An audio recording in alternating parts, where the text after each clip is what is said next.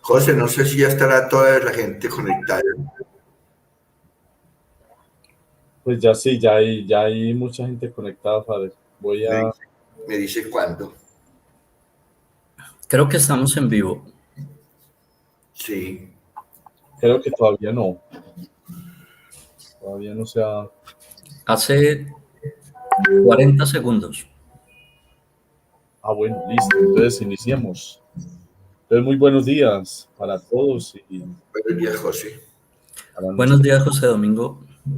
Padre Gilberto. Entonces, pues sin nada, iniciemos con una oración para poner en manos de Dios este momento de reflexión. Bueno, Padre. los invito a que en este día nos pongamos en la presencia del Señor. Darle gracias por nuestras oportunidades, por todo lo que tenemos. Pedirle también tantas cosas que necesitamos. En el nombre del Padre, del Hijo y del Espíritu Santo. Amén. Señor Jesús, que has dicho, donde dos o más estén reunidos en mi nombre, allí estoy yo en medio de ellos. Quédate entre nosotros, que nos esforzamos por estar unidos en tu amor y en este grupo. Ayúdanos a tener siempre un solo corazón y una sola alma, compartiendo alegrías y dolores, orando especialmente por los enfermos, los ancianos, los que están solos, los necesitados.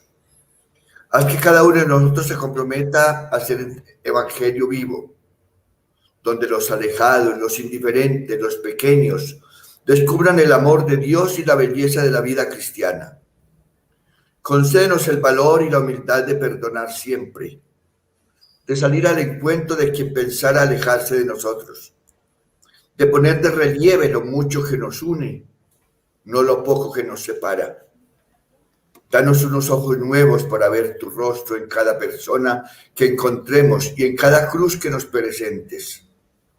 Concédenos un corazón fiel y abierto, que vibre a cada toque de tu palabra y de tu gracia. Inspíranos siempre tu confianza y fortalécenos para no desanimarnos por los fallos, las debilidades y las ingratitudes de los hombres. Haz que nuestra escuela de teología sea de verdad una familia en la que cada uno se esfuerce por comprender, perdonar, ayudar, compartir. Donde la única ley que nos une y nos hace ser verdaderos discípulos tuyos sea el amor recíproco. Señor, míranos aquí. Queremos estar contigo y queremos que nuestras palabras y acciones vayan unidos en el amor maternal de la Señora del Camino, que hoy nos acompañe y nos guía hacia ti, que vives y reinas por los siglos de los siglos. Amén. Madre del Santísimo Rosario, ruega por nosotros. Y a todos nos bendiga Dios, Padre, Hijo y Espíritu Santo. Amén. Bueno, empezamos. Bienvenidos en este día de nuestra Escuela de Teología. Muchas gracias, Padre Gilberto. Bueno, sin más preámbulos, doctor Richard, estamos en sus manos, lo escuchamos y de nuevo muchas gracias. Y a todos quienes están en este momento conectándose con nosotros, muchísimas gracias por estar aquí. De nuevo, muchas gracias al padre Gilberto, a ti, José Domingo, a la Universidad Santo Tomás de Medellín. Reitero que para mí es un honor estar aquí en estas sesiones de la Escuela de Teología. Agradezco también a las personas que se han conectado y espero que lo que yo diga hoy tenga algún tipo de utilidad para quienes amablemente dedican tiempo de su vida a esta sesión. Quisiera empezar haciendo rápidamente un resumen de lo que fue la plática de ayer, tratando de fijar los puntos que son más importantes para la charla del día de hoy. Me indicas, Elizabeth, por favor, si estoy compartiendo la pantalla. Profe, no, en este momento no la podemos ver. Vale.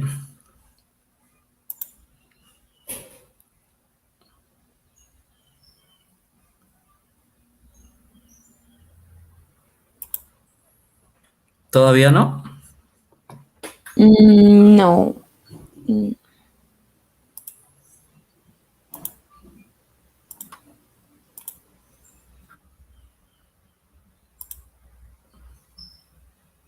Listo, perfecto, ahora sí.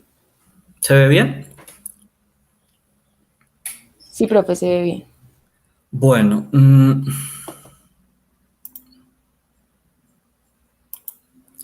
lo que yo quería ayer era enfatizar en el significado del siglo XIX, especialmente de la segunda mitad, y lo hacía a partir de tres conceptos que son fundamentales para cualquier reflexión teológica y para las humanidades en general. Las tres palabras, pues, son humanismo, verdad y técnica. ¿De qué manera estas tres palabras se articulan y en qué sentido podemos decir que la articulación de estas palabras sufrió una mutación en el siglo XIX?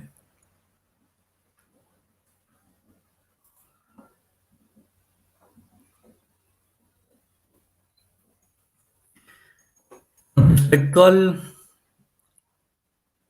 humanismo, lo que decíamos es que en el siglo XIX se opera una ruptura que hace que el humanismo sea anacrónico en términos éticos, políticos, epistemológicos y ontológicos, que no existe un vínculo con el pasado, un pasado que se nos presentó siempre en relación con la cultura grecorromana, que de alguna manera en el siglo XIX se experimenta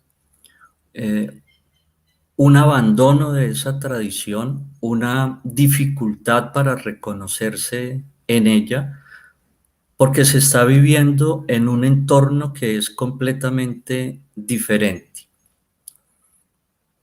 Por otra parte, desde el siglo XIX comienza a construirse una agenda planetaria que para el siglo XXI gira en torno a la promoción y defensa de los derechos humanos en todo el planeta y a los objetivos de desarrollo sostenible que han sido asumidos como la tarea de la humanidad. En ese contexto de la agenda planetaria, el humanismo sobra, no tiene nada que aportar y en cambio puede ser una supervivencia peligrosa porque el humanismo estaría relacionado con el dogmatismo, con el fundamentalismo y entonces lo que es un acuerdo podría distorsionarse y revivir polémicas que hoy en día se consideran superadas. Con respecto a la verdad, en el siglo XIX se asumió que lo que en términos de la tradición era la verdad ontológica, o sea, la realidad como lo evidente, aquello que está ante nuestros sentidos, lo que podemos percibir y considerar real, esa verdad finalmente se impuso. La verdad es lo evidente a los sentidos, a la percepción. Y también es verdadero todo el discurso, toda la enunciación que describe correctamente eso que está ante nuestra percepción, lo que ayer llamábamos la verdad semántica, la adequatio intellectus et rei. En el siglo XIX, esas dos formas de concebir la realidad se entronizan y lo que fue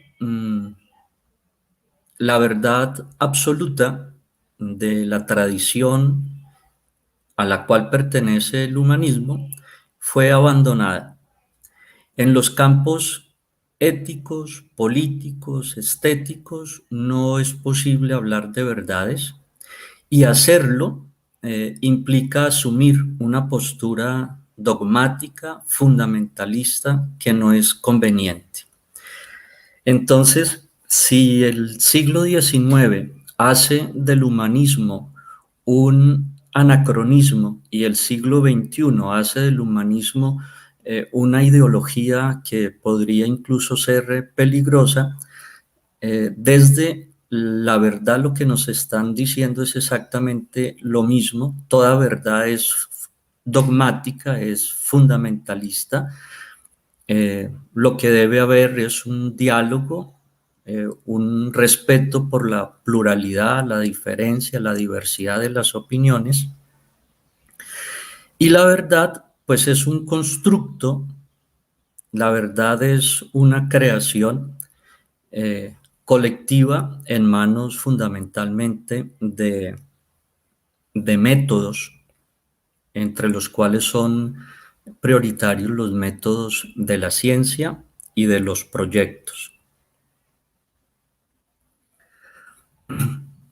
Desde el punto de vista de la técnica, lo importante es que el siglo XIX es el momento en el cual en Europa se logra una configuración de la realidad en torno a la vida, a la necesidad de administrar la vida, de cuidar la vida, y todo lo anterior en un artificio, en una creación humana, para lo cual es muy importante la ciudad. Justo en esta época también comienza ese desplazamiento de la humanidad del campo a las ciudades, que es justamente la creación del hombre. Y en el siglo XXI lo que tenemos es una realidad que por completo es creada por el ser humano, un dispositivo hecho por el hombre. Entonces, lo que yo quería resaltar el día de ayer son esas tres voces fundamentales que quedan todas circunscritas al siglo XIX como el momento de una inflexión histórica que si uno no comprende, si uno no se toma el trabajo de pensar a profundidad, difícilmente puede estar ubicado en lo que nos está sucediendo hoy en día. El siglo XIX es el momento de una ruptura con la tradición, de un cambio sustancial en la manera de pensar, un cambio, una ruptura que se da en torno a lo que la tradición siempre llamó lo propio del hombre, la excepcionalidad del ser humano, el antropocentrismo y otras maneras de decir lo mismo. El hombre es una criatura especial con relación a las demás criaturas que hay en el universo. Entonces, el siglo XIX es ruptura, ruptura con esa tradición que le daba alguna validez al humanismo. En términos de la verdad, y esto es paradójico y hay que pensarlo, pasamos de una verdad que era dada, creada, a una verdad que es deseada y producida. Justamente como lo que tenemos es un artificio, ese artificio es creado de manera tecnocientífica por el ser humano, y entonces se da justamente lo que podemos llamar la muerte del hombre, y sin embargo la emergencia, el nacimiento de una realidad que es completamente humana en el sentido de que es creación del hombre. Es una paradoja y es muy interesante y muy importante tenerla muy presente. Es lo que podemos llamar el triunfo de la verdad semántica, que implica necesariamente una virtualización de la realidad, en la medida en que la realidad termina siendo un artificio. Y esa es otra paradoja, porque justo en el momento en el que el hombre dice que el punto de partida es la evidencia, resulta que esa evidencia es en realidad una construcción. Por lo menos así se mira la realidad. Todo se hace relativo e histórico. Y por último, en términos de lo que es la técnica, pues entonces nos encontramos ante un artificio que es automático. Como nos decía Jacques Ellul ayer, tiene sus propias leyes, su propio dinamismo.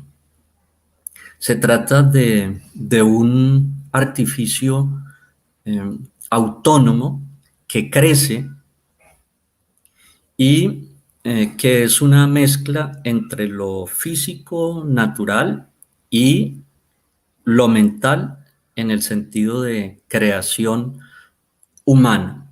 Se trata de un todo cibernético, de un sistema cyborg, de una biomáquina. Estamos construyendo una realidad que ella misma es híbrida, en ese sentido monstruosa, y es una mezcla de lo natural y de lo artificial que es el hombre. Justamente en la medida en que el hombre no es como los demás entes, este componente artificial, técnico, que es el ser humano, es el que está allí en contacto con lo físico, produciendo una realidad nueva, inédita, y eso es lo importante del siglo XIX.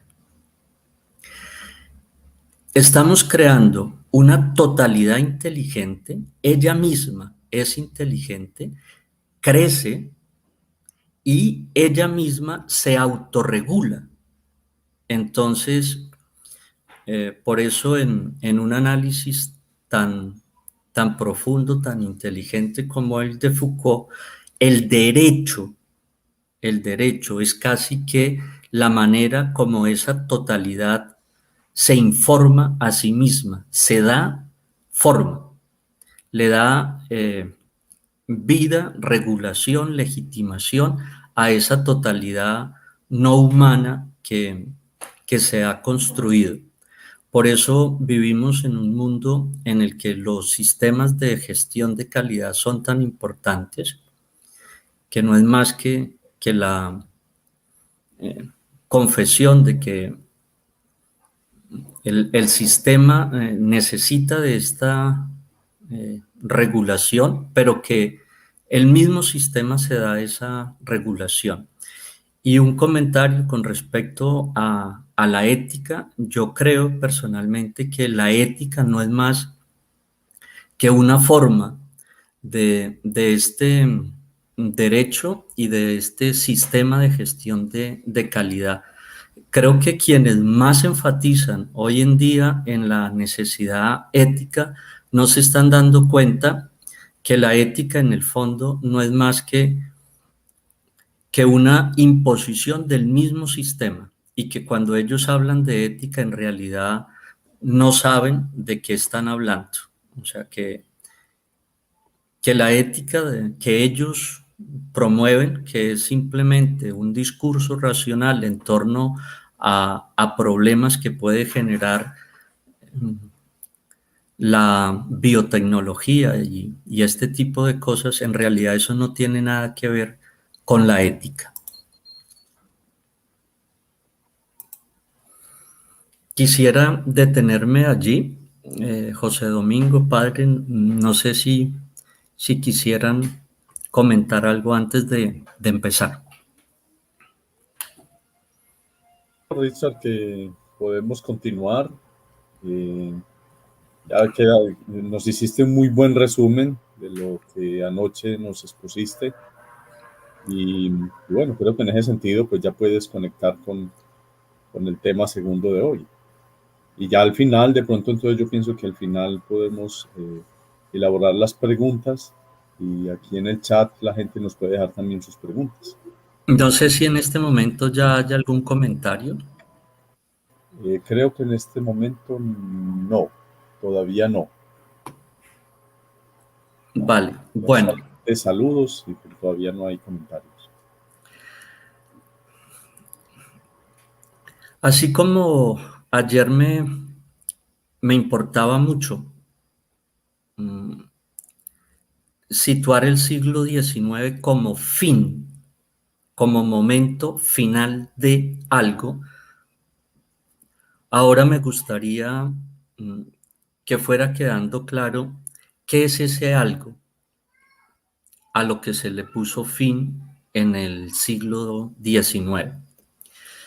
Para empezar, quisiera todavía mantenerme un poco en esta parte negativa, es decir, crítica, y para ello me voy a servir de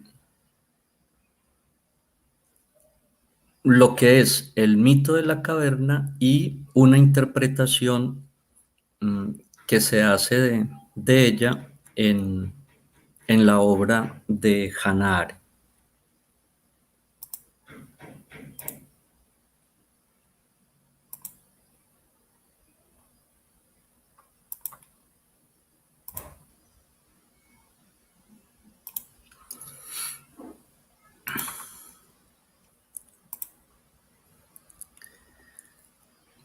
Para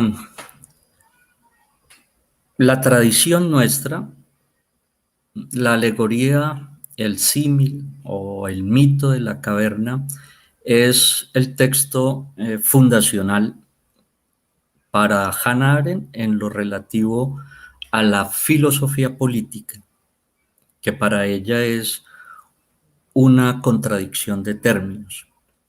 Y para Heidegger, pues, es el texto fundacional de la tradición metafísica. Este es un texto que todos debemos conocer.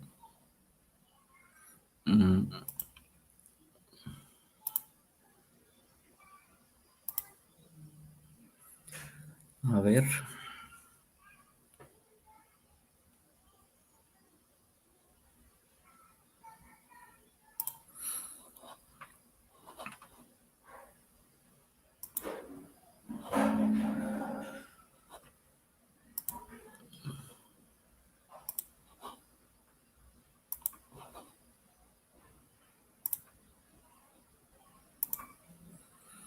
Creo que cerré el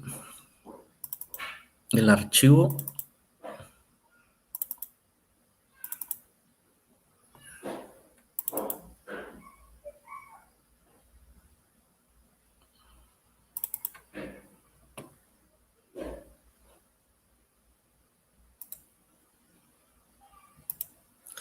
Bueno.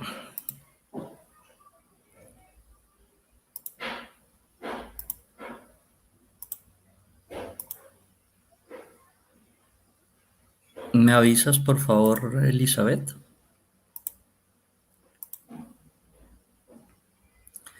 Les decía que En ese momento no estamos viendo pantalla, profe, qué pena. ¿Cómo? En ese momento no estamos viendo tu pantalla. Vale.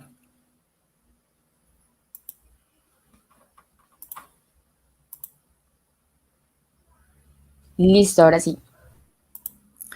Les decía que este texto pues, es considerado por todos los grandes pensadores el texto fundacional para Hannah Arendt de la tradición filosófica en términos políticos, de la filosofía política, que para ella es una contradicción de términos, y para Heidegger el inicio de la tradición metafísica, o sea que en este breve texto se condensan lo que son eh, los argumentos, las maneras de pensar de toda esta tradición de 2000 años que llegó a su final en el siglo XIX.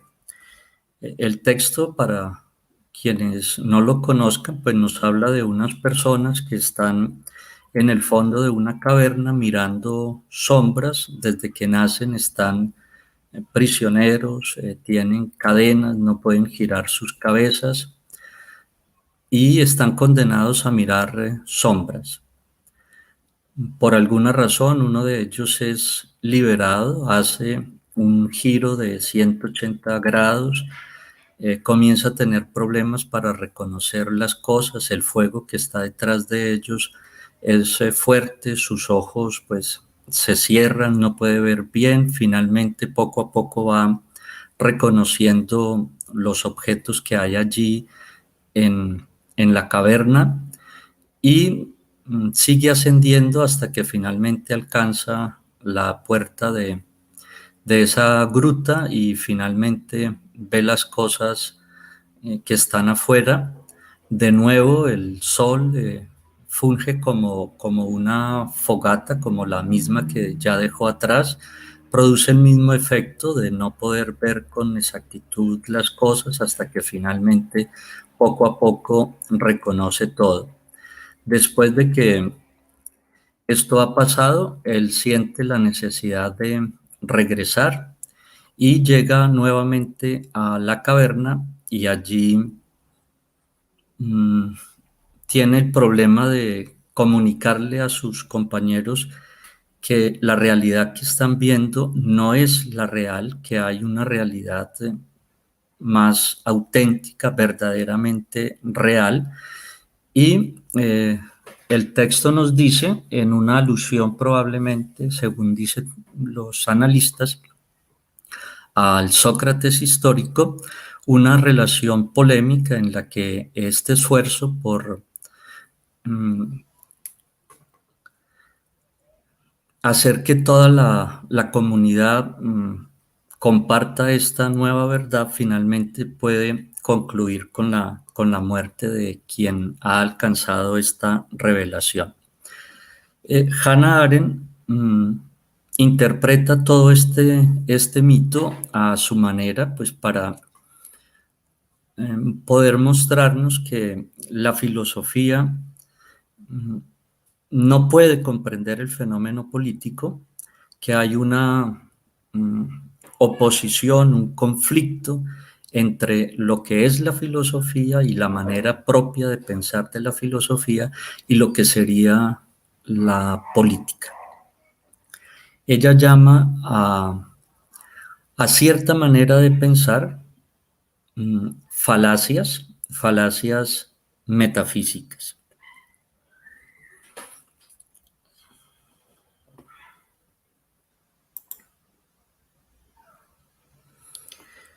Habría tres falacias metafísicas: la teoría de los dos mundos, el solipsismo y la interpretación del sentido en los términos de la verdad. Esas falacias, en opinión de Hannah Arendt, surgen de una experiencia. ¿Qué experiencia? La actualización de la vida del espíritu. Para ella, nosotros somos una dualidad de mente y espíritu. El problema con la tradición metafísica es que separó estas dos realidades y ella las une a través del lenguaje. No hay dos mundos porque el lenguaje los unifica. Las falacias metafísicas, las tres de las que ella nos habla, tienen que ver con la manera como nosotros actualizamos esas facultades que para ellas son el espíritu. El espíritu o la mente tendría tres facultades: el pensamiento, la voluntad y el juicio.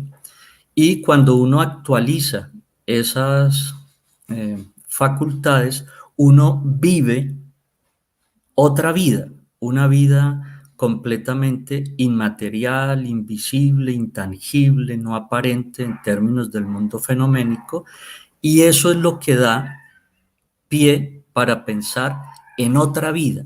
Esa es la raíz fenomenológica de todo el pensamiento metafísico. Autores como nuestro Rodolfo Ginás Riasco, pues dicen exactamente lo mismo en su libro El cerebro y el mito del yo. Si nosotros tuviéramos la forma de dar cuenta de los procesos mentales, jamás nos hubiéramos inventado a Dios ni creado todo el lenguaje de la metafísica. Si por alguna razón, en lugar de huesos que cubren el cerebro, lo que nosotros tuviéramos fuera una estructura, digamos, de vidrio, y que además de eso yo pudiera percibir la actividad cerebral como se hace hoy en día con los dispositivos tecnológicos, entonces yo podría mirar cuando alguien está pensando un cableado, cuando está deseando otro, y toda la realidad cerebral para mí sería una serie de circuitos que se activan. Entonces, si esa fuera la forma de percibir, jamás se nos hubiera ocurrido a nosotros que hay una vida más allá de esta vida, que existe un paraíso, ni nada de estas cosas. Todo el lenguaje de la metafísica, el mundo inteligible, el mundo sensible, su separación, el considerar que existen unas esencias que son superiores y causa de las apariencias que nosotros tenemos por realidad, porque la realidad es lo que aparece ante nosotros, esa evidencia.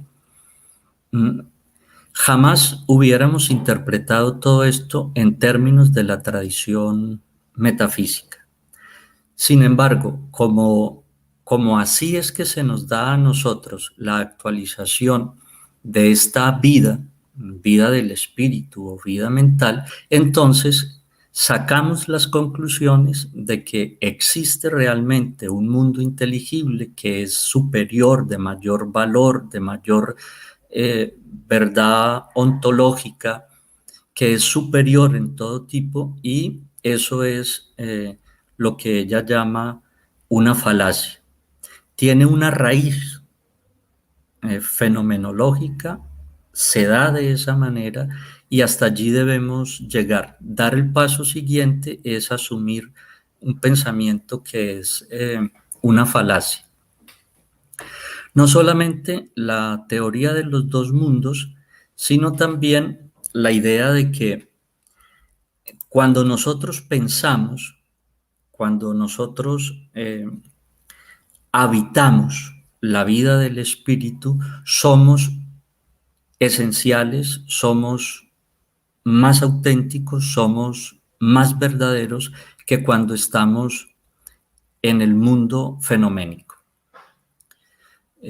Lo que en términos de toda la tradición espiritual nuestra implica estar arrojado en el mundo, estar completamente preocupados por el mundo, y lo que es consagrarnos a la espiritualidad, como cuando decimos a Dios lo que es de Dios y a César lo que es de César, indicando que hay un mundo que funciona de cierta manera, y que en la medida en que nuestro cuerpo pertenece a ese mundo, pues debemos hacerlo lo que el sentido común nos pide, ser funcionales, por así decir, sabiendo que finalmente ese mundo no es nada en comparación con el mundo verdadero, el mundo auténtico, que es el de la espiritualidad, el recogimiento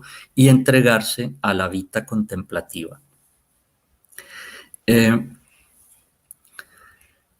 Creer que ese ser es el verdadero, en filosofía, pues es lo que permite la elaboración de teorías que son solipsistas, lo que llamamos también esas filosofías de la conciencia, filosofías del sujeto. También allí existe una falacia que consiste en confundir lo que vale para la vida del espíritu con lo que vale para el mundo fenoménico.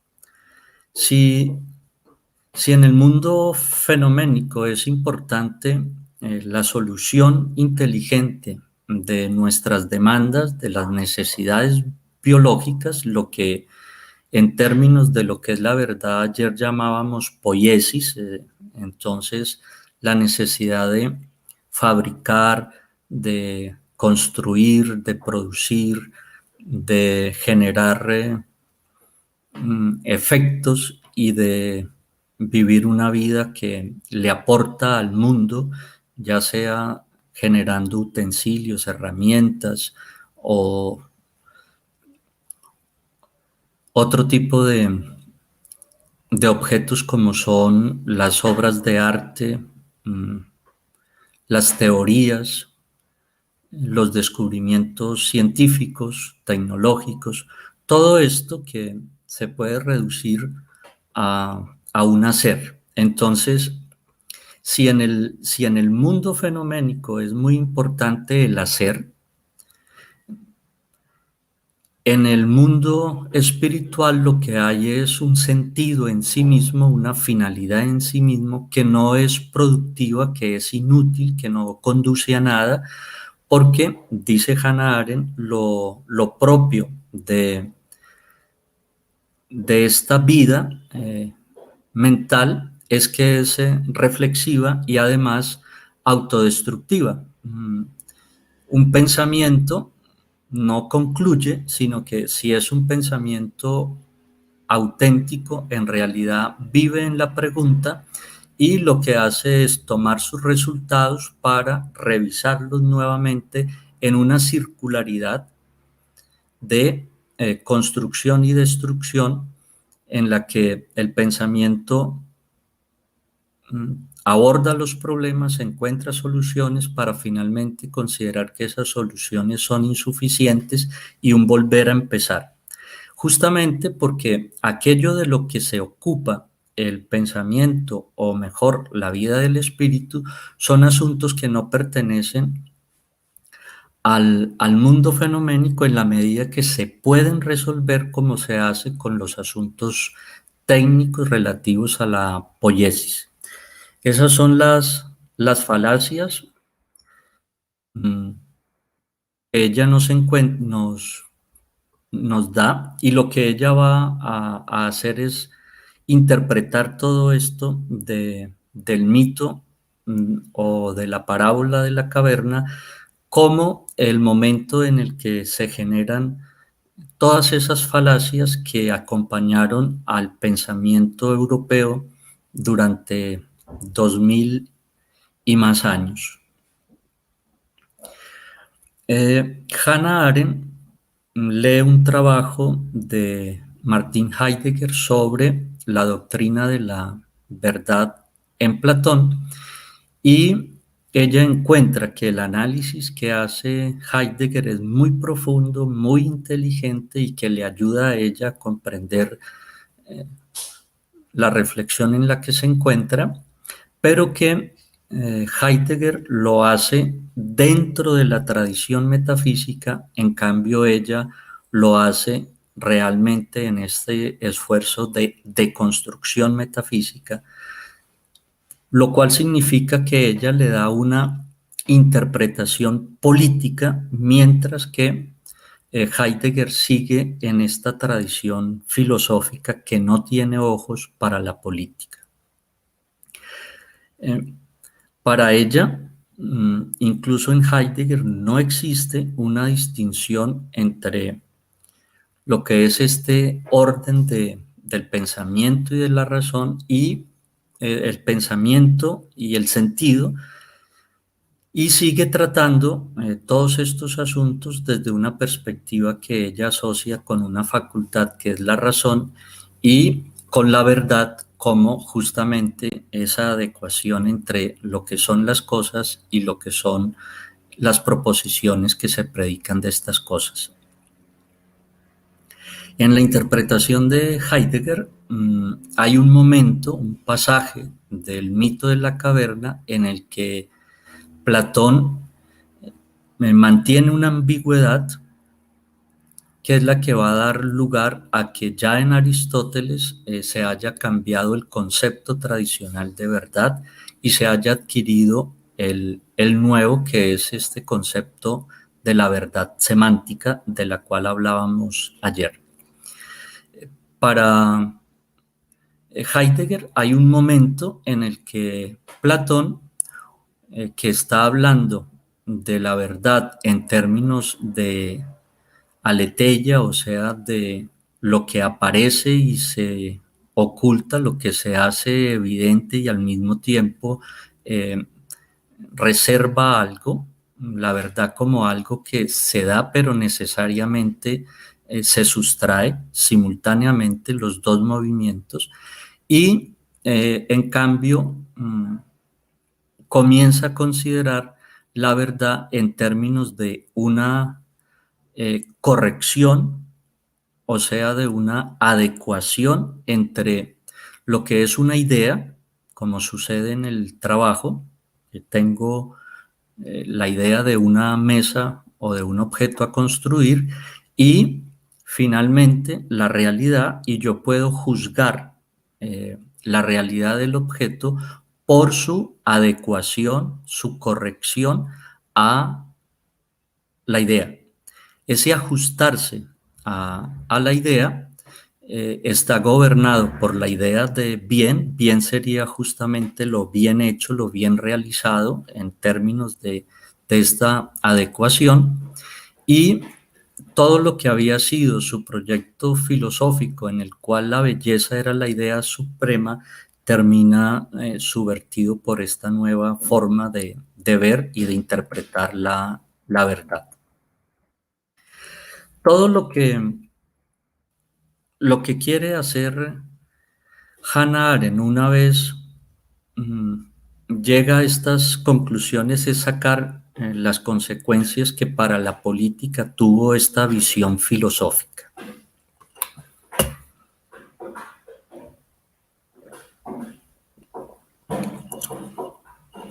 El mito nos narraría una biografía que es la de cualquiera de nosotros, que tendría este momento de sabiduría en el cual uno reconoce que la realidad que está ante nosotros, esa evidencia de la cual estamos mirando, pues es primera, es parcial, es tan solo el punto de partida para una indagación, una investigación. Digamos que es como la mentalidad contemporánea de investigarlo todo a través de un método.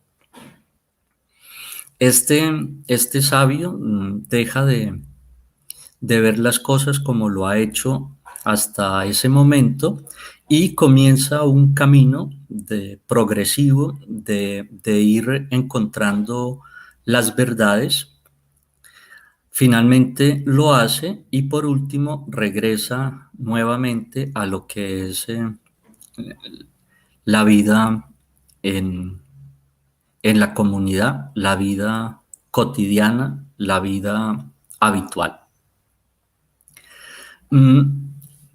¿Por qué esta persona que tiene esta, digamos, revelación y que hace todo este esfuerzo por comprender realmente cómo son las cosas, debiera gobernar. No solamente está el hecho de que una vez que esta persona ha descubierto esta verdad, sabe que los demás están equivocados, él sabe exactamente cuál es esa verdad, sino que además él sabe que existe un método que es el que él recorrió para que las personas salgan del error. Entonces, si le dan la oportunidad a él de encargarse de las cosas y de aplicar ese método con todos, pues finalmente todos terminarían poseyendo la verdad que él tiene.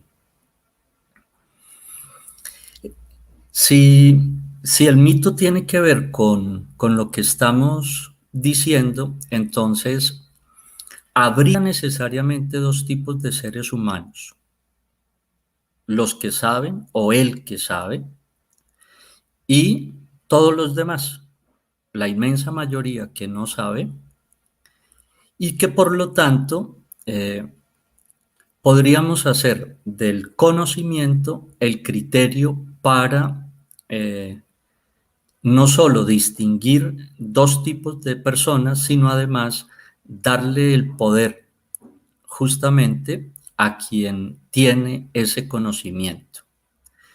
Entonces, no solamente se hace una división de los seres humanos en dos tipos de personas, sino que además se encuentra la razón que justifica el gobierno de unos con relación a los demás. Deben gobernar los que saben y obedecer los que no saben.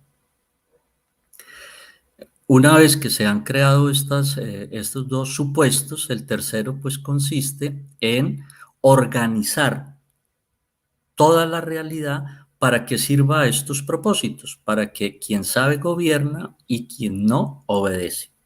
Habría que crear toda una sociedad diseñada para que esto sea realidad.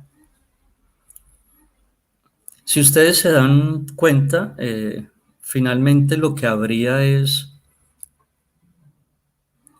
una sustitución de lo que pasa en el ágora por lo que pasa en la academia. Es como si Platón hubiera deseado que toda la polis fuera una inmensa academia en donde todos están interesados por la verdad y que lo único que importa es justamente llegar a esa contemplación de la verdad por parte de todas las personas que pertenecen a la ciudad. Como por supuesto es necesario asumir también los asuntos cotidianos de la vida, entonces pues hay que reglamentar todo para que algunas personas que tienen valor, coraje y estas cosas se hagan cargo de los asuntos militares, policivos de la sociedad, y quienes son personas laboriosas se encarguen de todo lo que tiene que ver con la productividad, y los intelectuales pues que se hagan cargo de todo lo que es la parte administrativa, y esa sería como la organización de la politeia, de la república, en términos de las diferentes concepciones que haría la filosofía política desde Platón hasta nuestros días.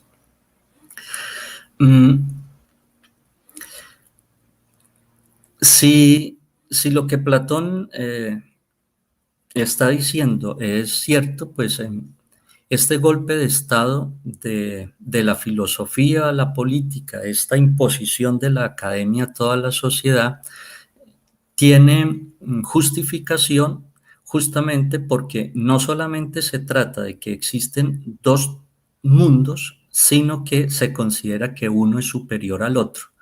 Entonces, es en aras de esta superioridad del mundo inteligible, del mundo espiritual, del mundo de los valores, que debiera permitirse que la filosofía, los filósofos, los intelectuales, los sabios se hicieran cargo de la sociedad.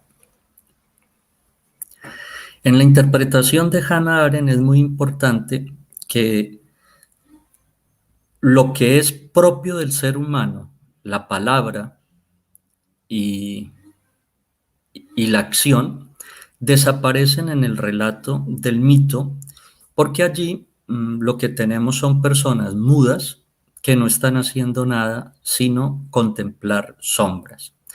Para ella casi que bastaría ese solo elemento para poder determinar que efectivamente la visión del filósofo, por supuesto de Platón, que es como el filósofo, por eso Whitehead decía en cierto momento que toda la filosofía de Occidente no son más que notas a pie de página la obra de Platón, que Platón y la filosofía, los filósofos, no tienen ojos para comprender lo que es el fenómeno político.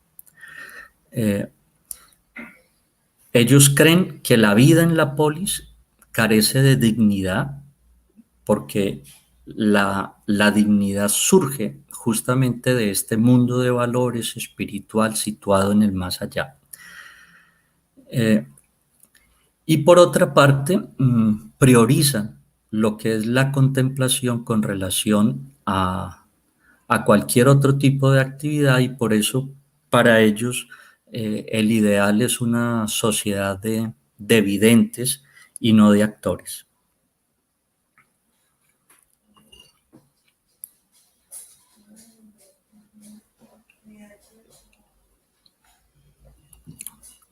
Si todo lo anterior fuera cierto, pues Hannah Arendt iría a ver la cosa política tal cual ella es en sí misma, desprovista de toda la tradición occidental, europea, y ella encontraría que realmente lo que hace que un ser humano evidencie su ser, su esencia, no es la contemplación sino la acción, no es la filosofía sino la política, y que la política en sí misma es digna y que no necesita de unos valores, de una experiencia traída del más allá, sino que ella en sí misma es lo valioso, lo esencial, lo fundamental. La política tiene una dignidad en sí misma y no necesita de algo exterior que le dé la dignidad que no tiene.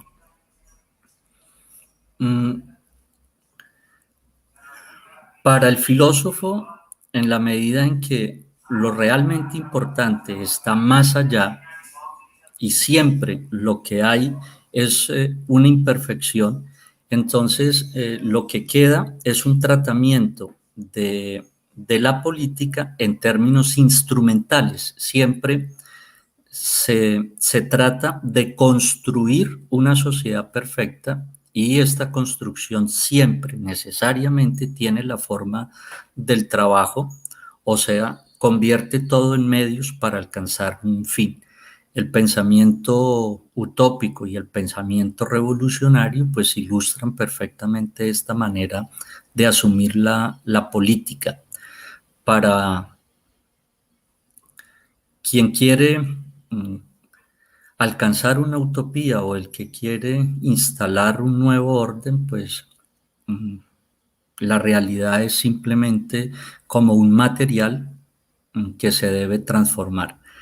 Ahí es importante destacar que en términos de Hannah Arendt y en general, pues eso es una realidad, es evidente, hay un carácter violento en el trabajo en la medida en que implica ejercer una fuerza sobre la materia para darle la forma que se quiere tener, y porque, por ejemplo, siempre es necesario despojar a la naturaleza de esa materia para poder transformarla. Hay violencia en esta concepción de la política.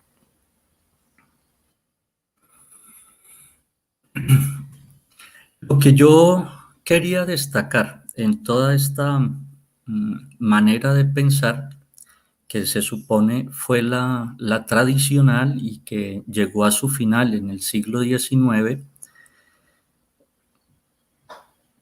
es que Hannah Arendt dice, por ejemplo, resulta curioso que si el hombre es, como dice la tradición platónica, un sujeto destinado a ver. Sin embargo, lo que ve son sombras. Es decir, esta criatura especialmente dotada para la visión termina siendo ciega, miope, lo cual es interesante para pensar en términos de lo que podría ser esta perspectiva. El pensamiento propio de la filosofía política es apolítico o impolítico. Lo que se considera valioso para el ser humano, que es todo este mundo de espiritualidad y de valores, siempre se ve en la realidad como una ausencia, como algo que se debe buscar. Entonces, no solamente hay una depreciación de la política, sino también del mundo en sí mismo y una hipervaloración de algo que en realidad es una quimera, es una ilusión. Y para mí es muy importante que en la medida en que se considere que lo interesante está es en el futuro, se crean todas esas imágenes de un ser humano que es falta, que es ausencia y que debe llenar algo, que debe darle realidad a lo que en el fondo es como una especie de vida no vital, de precariedad, que es el origen de una gran cantidad de teorías en torno a la idea de libertad y la libertad como emancipación. El mito comienza planteando justamente que los hombres están encadenados. Entonces, el pensamiento que busca la liberación nos ha acompañado todo el tiempo y estamos siempre en procura de una emancipación, de algo que nos haga libres.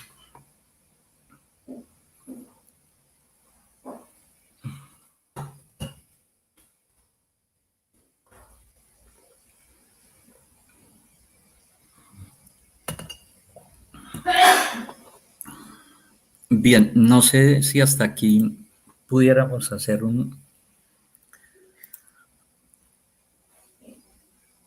corte y escuchar algo.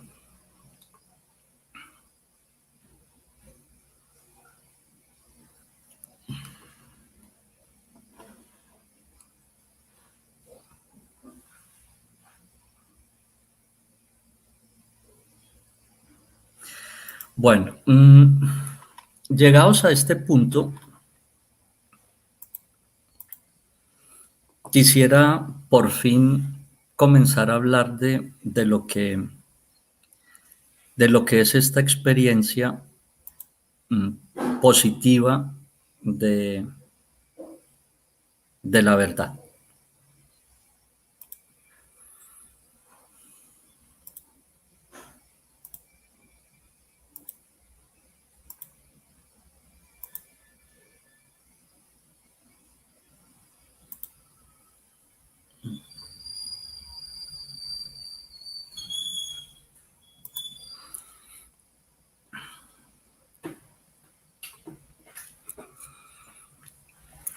Podemos interpretar el mito de otra manera.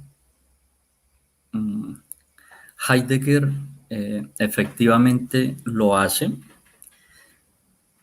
La relación de Heidegger con Platón es compleja y quienes estudian a Heidegger y específicamente esta situación han encontrado que hay como periodos, épocas, años en los cuales él se dedica mucho a ciertos textos de Platón y que posteriormente cambia. Yo Personalmente creo que Heidegger es un pensador católico y, y que lo que hay en toda esta cantidad de modificaciones, de centrarse en algunos aspectos, después en otros. Se supone que hubo un momento en el que acompañó a Platón, otro en el que lo criticó. Yo personalmente no creo eso. Yo lo que veo es una única pregunta de Heidegger en torno a este asunto de Dios y de la relación del hombre con Dios. ¿Cómo poder interpretar este mito, este pensamiento, lo que hay allí? Yo creo que hay un acontecimiento que es justamente el de el origen, el inicio, la fundación. Quisiera servirme de Peter Sloterdijk, que, como ustedes saben, escribió Normas para el Parque Humano, y allí él se supone que critica a Heidegger y que lo hace con ironía. Mi opinión personal es que simplemente Sloterdijk no ha comprendido en lo absoluto a Heidegger.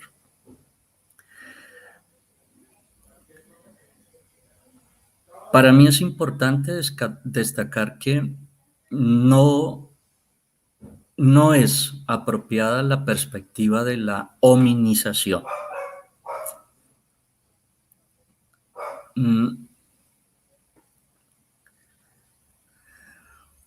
Asumir el punto de vista del naturalismo, del evolucionismo, de cualquier tipo de cientificismo es un error.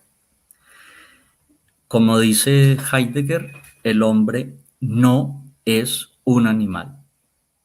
Y no se gana nada con decir que es un animal, pero un animal con algo más, que es la razón, que es el lenguaje, que es la espiritualidad, que es la religión, que es lo que ustedes quieran.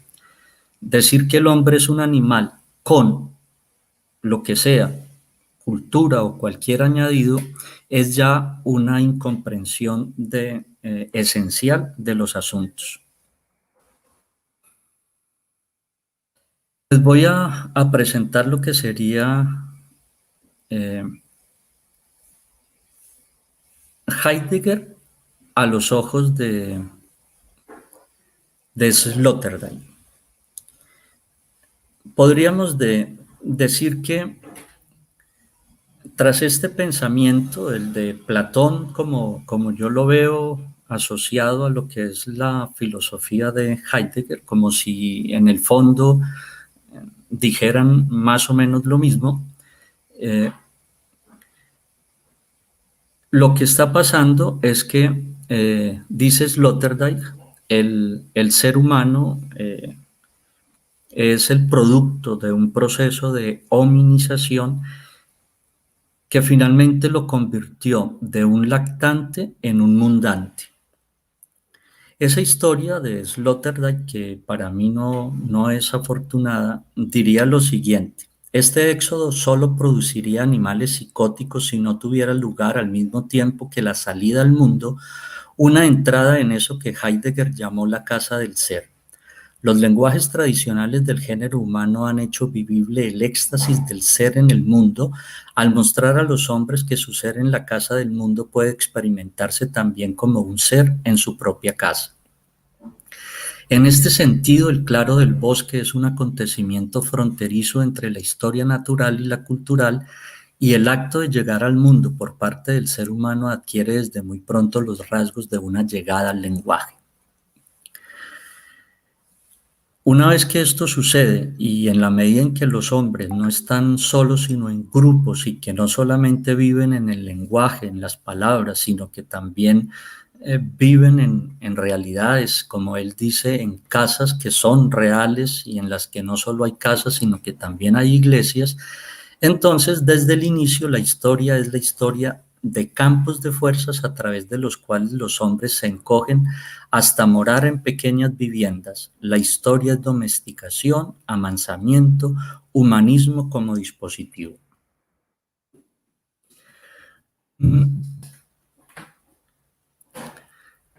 ¿Qué es lo que realmente pasa en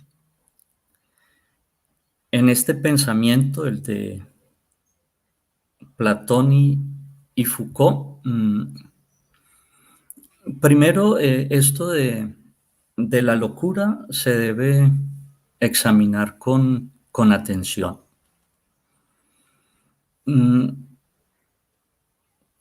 Decir que hay una salida y un regreso, salir y entrar y presentarlo en este pensamiento como automático que acabamos de mirar en Sloterdijk es equivocado.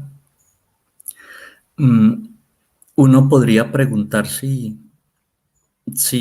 en ese acto de salir y entrar se podría hablar de lo mismo, o sea que quien sale es quien entra. Ustedes saben que en la interpretación de Heidegger lo que está habiendo es una transformación. Entonces, quien está en el proceso se modifica. Ustedes van a ver justo a continuación que la palabra clave va a ser formación en el sentido de la paideia griega.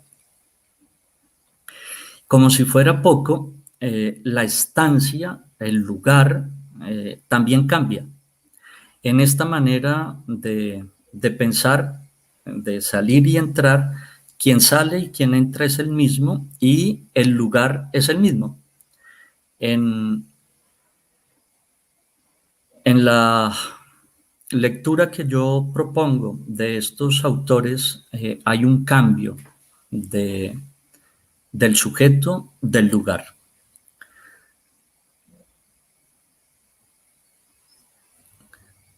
Por otra parte, hay como una distinción entre mundo y lenguaje, y realmente lo que debe haber es una hibridación de mundo y lenguaje. Justamente lo que yo trato de decir es que en el siglo XIX esta hibridación mundo-lenguaje fue sustituida por otra que es naturaleza-artificio.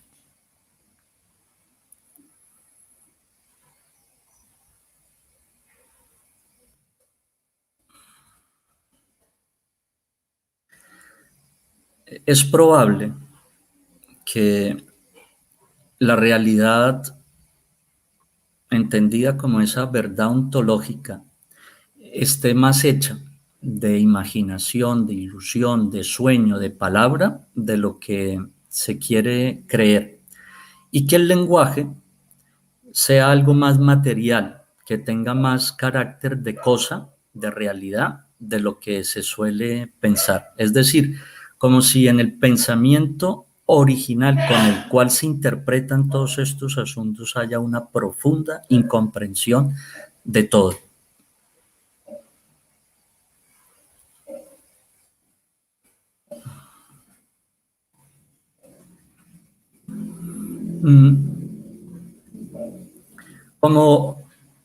Como se sabe, lo que Heidegger nos está diciendo es que en todos estos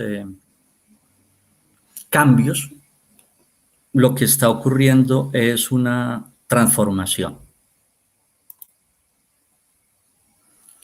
Por eso dice él desde el comienzo, en el libro séptimo, antes de presentar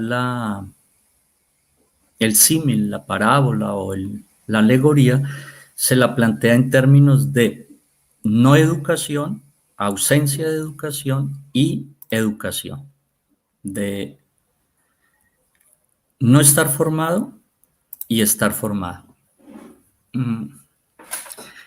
Bueno, ahora sí me gustaría hacer una interrupción antes de llegar a la última parte de la exposición.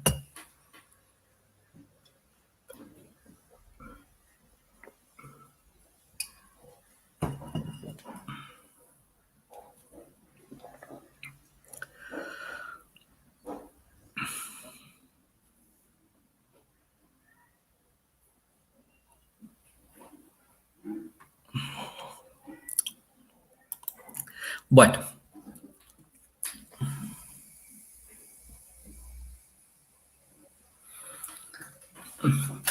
¿cómo entender ese acontecimiento original, lo que va a llamar Heidegger Ereignis, y lo que yo llamo la verdad como experiencia, que es finalmente el tema de esta disertación? En un libro que en su momento fue un clásico y que, como todos, tiende a olvidarse, Johan Huizinga nos habló del fenómeno juego.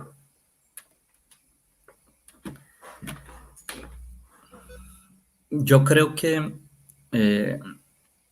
lo que Hannah Arendt llama la vida del espíritu se deja ver desde esta perspectiva. El juego crea una vida en la vida. Mientras hay juego, se crea una realidad especial, como él dice, mágica, agorera,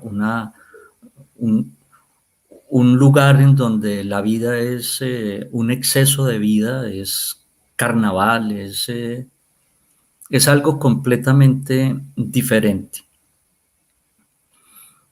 Todo esto, pues obviamente está en relación con lo que Aristóteles llama energía, con lo que Hannah Arendt va a llamar en el mundo fenoménico la acción, que finalmente tiene la forma del juego, y la vida del espíritu en sí misma. Entonces, tanto hacia el yo que se recoge para vivir en sus facultades, como el hombre que está en una comunidad, lo esencial es un juego.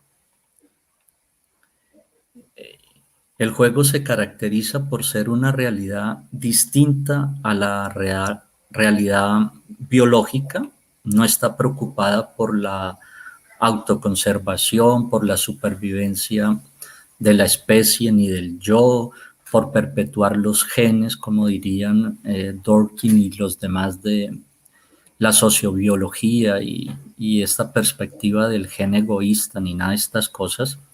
El juego es en sí mismo un evento que se pone de entrada más allá de todas estas racionalidades.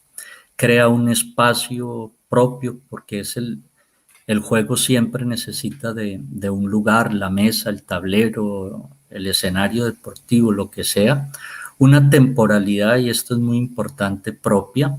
Es el tiempo del juego que comienza y finaliza, y unas leyes que son arbitrarias, y sin embargo son las que le dan el sentido al juego. Todo este espacio, este tiempo, esta legislación lo que crea es un mundo propio, que es el mundo del juego. Por supuesto, nunca somos tan libres como cuando estamos jugando, como si la esencia misma del juego fuera la libertad. Y es muy importante que en esta manera de concebir la libertad, ser irreverente, rebelde, oponerse, ser contestatario, pues no tiene ningún tipo de sentido. Es justamente una sumisión a las reglas que hace posible esta libertad, esta fruición, este gusto de ser que es tan propio del juego. Bueno,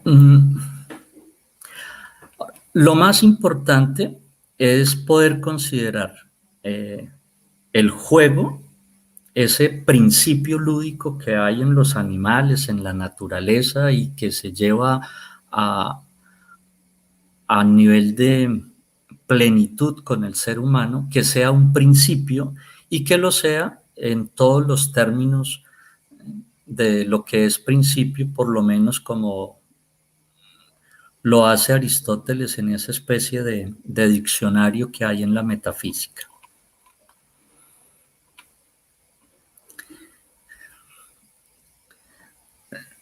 He querido todo el tiempo insistir en el siglo XIX como fin. Ahora lo que estoy tratando de decir es que ese nacimiento de lo humano fue en esencia un juego y que ese juego es justamente en el que en la segunda mitad del siglo XIX llegó a su final. En un texto que es importante en la obra de Heidegger, nos recuerda a Hölderlin: difícilmente abandona el lugar lo que habita cerca del origen. Y lo que estamos diciendo es que ya no se habita cerca del origen y que hay realmente un nuevo lugar. Un lugar que es un híbrido natural artificial, algo inédito en toda la historia de la humanidad.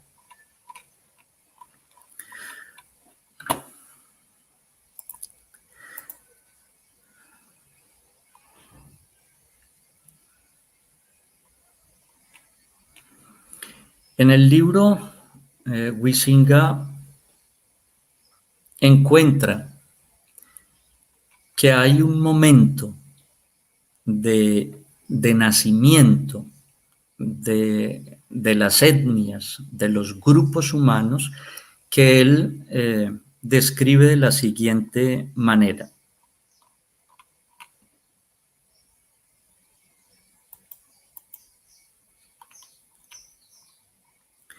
Siguiendo a un autor del tiempo de Huizinga, que es Leo Frobenius, él dice: en una lejana prehistoria, la humanidad ha tomado conciencia de los fenómenos del mundo vegetal y animal y ha adquirido entonces sentido del orden del tiempo y del espacio, de los meses y de las estaciones y del curso solar, y mima este orden total de la existencia en un juego sagrado. En estos juegos y mediante ellos realiza los acontecimientos representados y ayuda al orden del mundo a sostenerse. El momento genético del ser humano es un juego en el que se toma conciencia de todo. Eso es lo que nosotros hemos llamado moralidad, lo que nosotros hemos llamado ética,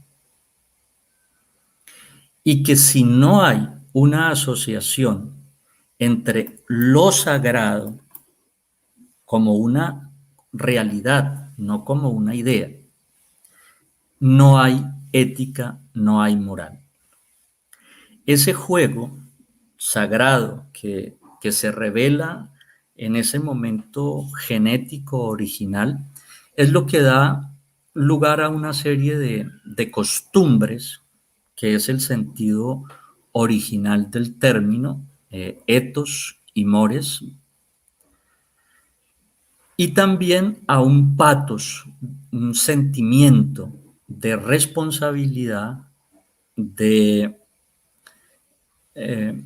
respeto hacia lo divino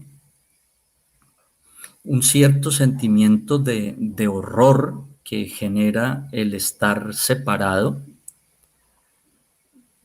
de, de la naturaleza, y todo ello es lo que le da sentido a una experiencia que, a juicio mío, en el siglo XIX ya no tiene nada que decir. Este ayudar al orden del mundo a sostenerse es lo que siempre hemos llamado responsabilidad en términos de moral o de ética.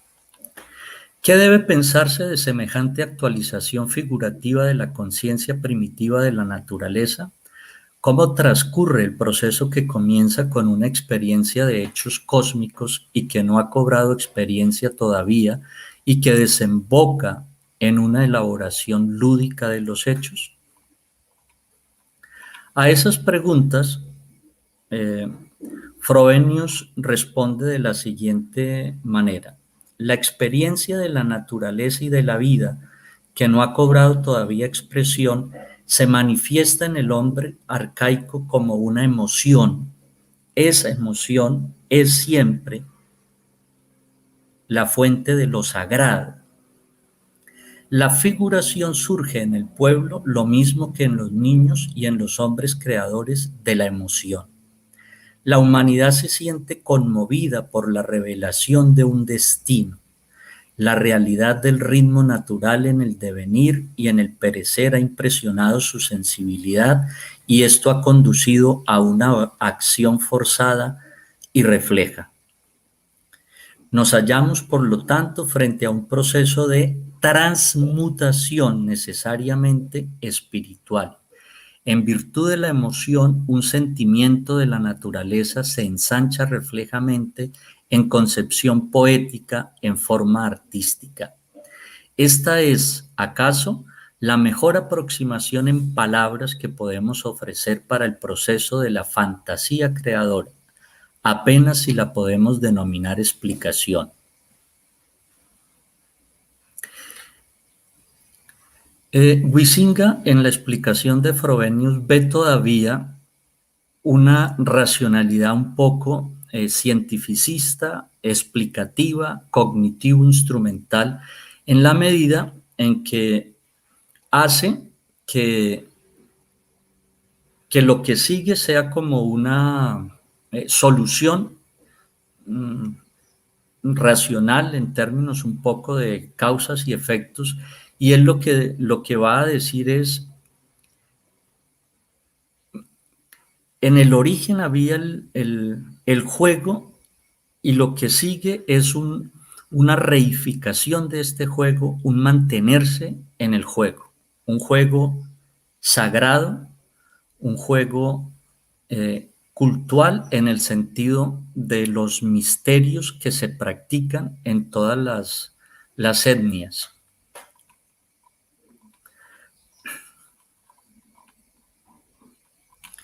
El origen entonces de lo propiamente humano es esta revelación de un orden, y ese es un orden que queda en manos de los hombres.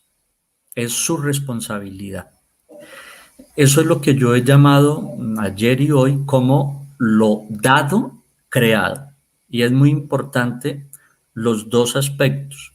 Lo dado porque enfatiza en la exterioridad, no es lo creado como en las filosofías del sujeto y en las filosofías de la conciencia, sino algo exterior, por decirlo de alguna manera, trascendente. Pero también es creado, aquí sí, por el hombre, y la palabra que suele usarse es la de inmanencia. Pero aquí quedan las dos cosas juntas: lo exterior, lo interior, lo trascendente, lo inmanente.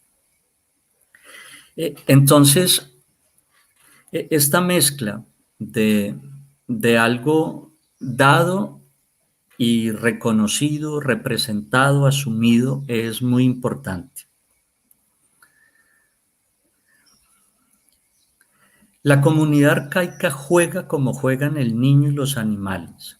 Este juego está lleno desde un principio de los elementos propios al juego, lleno de orden, tensión, movimiento, solemnidad y entusiasmo.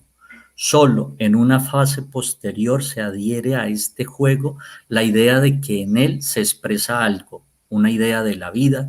Lo que antes fue juego mudo cobra ahora forma poética. Lo que yo trato de resaltar es que esto es la experiencia original, esta es la verdad como experiencia. Necesariamente estamos hablando de un fenómeno religioso, sagrado, que acompañó la conciencia del hombre europeo hasta el siglo XIX y que justamente perdió todo significado y sentido en ese siglo, y que a partir de ese momento las condiciones que hacían posible, por lo menos en términos colectivos, políticos, lo religioso, no tienen sentido, no están presentes. Se construye una realidad diferente que sustituye esta de la cual estoy hablando. Es un artificio creado por el hombre, producto del deseo humano y de sus capacidades mentales. Este artificio natural y artificial, esa hibridación, esa mezcla, es la que no le da ningún lugar al sentimiento auténtico de lo sagrado y que no nos permite comprender qué es la verdad y por qué justamente en el siglo XIX se abandonó la verdad en aras de un principio que es la libertad. Bueno,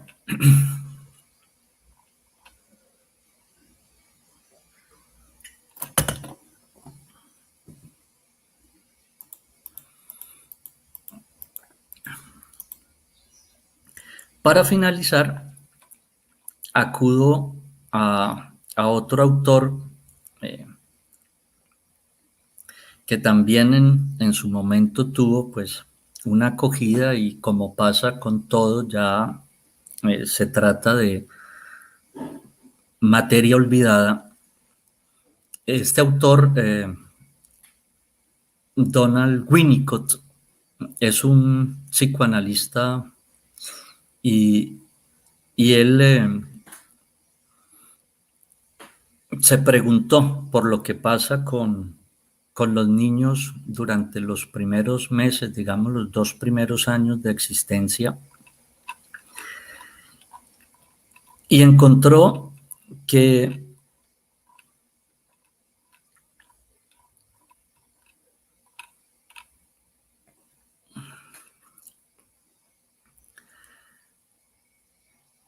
quizás sería posible comprender cómo en determinado momento se hace presente en el niño el pensamiento y el lenguaje. De tener la experiencia de un bebé que duerme mucho, que nace y está permanentemente fluctuando entre las necesidades corporales y el sueño profundo en una vida que dista mucho de lo que nosotros llamaríamos la vida propia de un ser humano, se estaría gestando, por así decir, esa humanidad de la cual nos ocupamos ayer y hoy.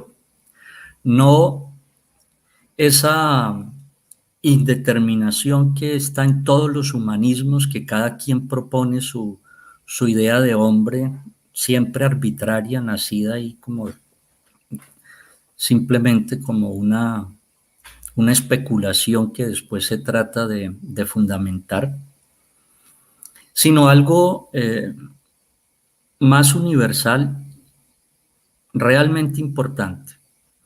Él descubrió que los niños, a medida que van despertando, por así decir, hacen algo que es corporal e innecesario. Por ejemplo, si están chupando teta, simultáneamente un dedo podría estar tocándose los labios. En otros momentos, el niño completamente satisfecho, sin ningún tipo de dolor ni requerimiento corporal, produce bombitas de saliva y disfruta con esta sensación del cuerpo extraño en sus labios. Decir extraño en este momento es inoportuno porque la tesis fundamental de Winnicott es que en este momento inicial no hay conciencia, no hay una distinción entre una cosa y otra, y que lo que hay es un absoluto. Solo hay este mundo de necesidades, esta fluctuación, esta temporalidad permanente. El niño durante las primeras semanas va haciendo que todos estos fenómenos se intensifiquen y duren cada vez más. Por ejemplo, tomar una frazada, unas lanitas que puedan estar en la punta de su cobijita y mojarlas con saliva, por lo tanto, tener la experiencia de ver cómo se transforma algo seco en húmedo. Todo este tipo de experiencias, él las llama fenómenos transicionales y dice que poco a poco se intensifican, ganan en duración y que van a permitir el nacimiento, la emergencia del pensamiento y del lenguaje. Muy importante, una tesis de Winnicott que consiste en decir que esos juegos se dan en un lugar también transicional, también intermedio entre el lugar que habitamos normalmente cuando estamos teniendo una vida cotidiana y aquel otro que está reservado para la interioridad de nuestra mente.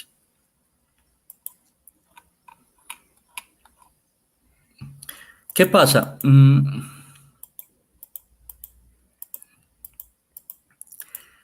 Él dice que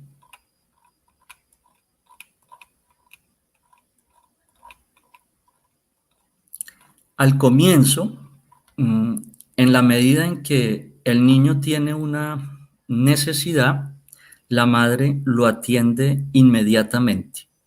Entonces, entre la angustia, el llanto, toda esta situación dramática y la cura que proporciona la mamá, prácticamente no hay distanciamiento. Eso ayuda a mantener en el niño la ilusión de totalidad, de absoluto, pero, dice él, a medida que pasan los meses, la madre pues se ha habituado un poco al niño, ya ha ganado como cierta confianza en esto de procurarles cuidados y se puede permitir una demora. Si el niño llora, ya no corre inmediatamente a atenderlo, sino que puede espaciar la respuesta, la cura.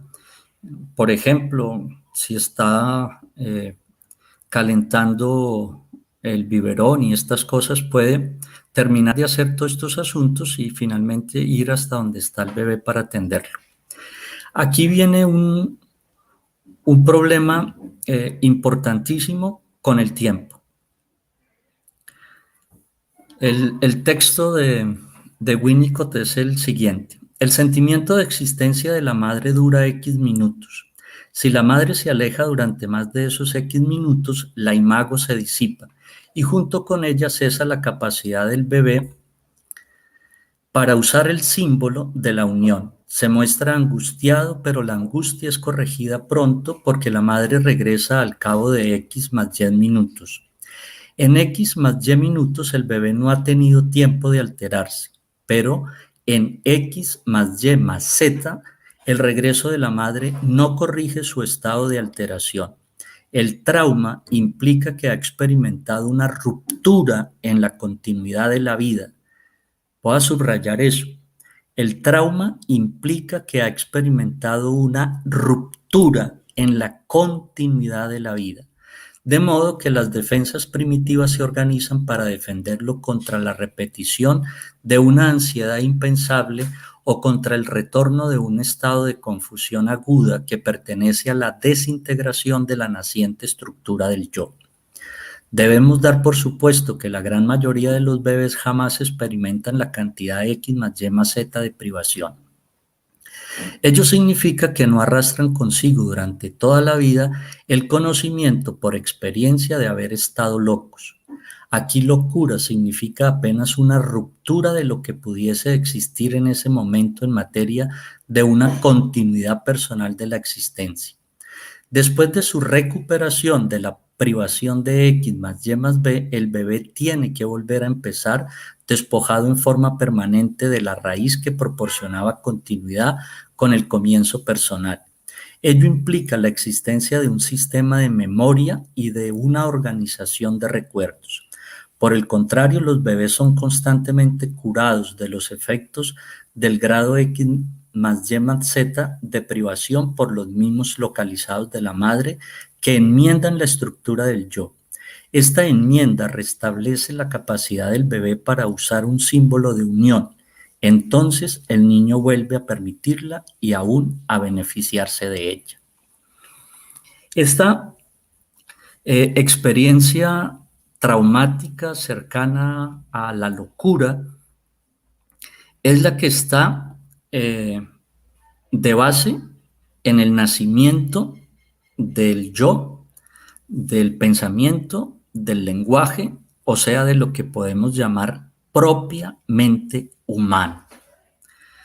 En el texto que comenté de pasada, de Peter Sloterdijk, se hace alusión a este momento de locura,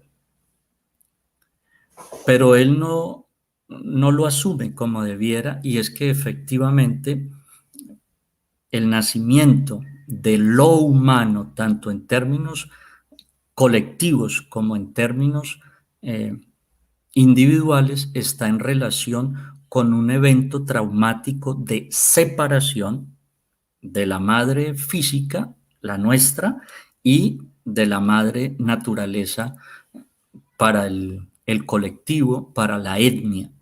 Sin este evento traumático de separación, de reconocimiento de la soledad, de la objetividad, de la subjetividad, no se comprende nada. El momento original, de verdad, la experiencia de la cual yo he querido hablar ayer y hoy, es esta, en la que objeto transicional. Él ha escuchado todo el tiempo a los humanos de su entorno hablar y usa creativamente el lenguaje para denominar ta, da, y esa es su posesión, el objeto transicional, que es un símbolo de la unión de la madre con él. Después, sin que nadie le enseñe, el niño aprende a hablar.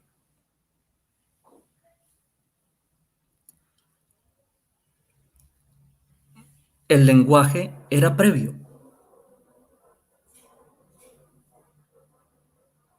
Ahora, ¿de dónde surge el lenguaje? Si no hay hombres,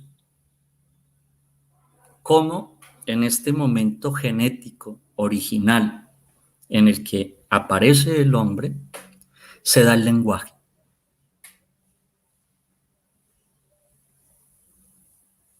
El niño aprende porque el lenguaje está ahí en su cerebro y, y en los padres, pero visto en términos de la especie, ¿sí? ¿Cómo se da esto?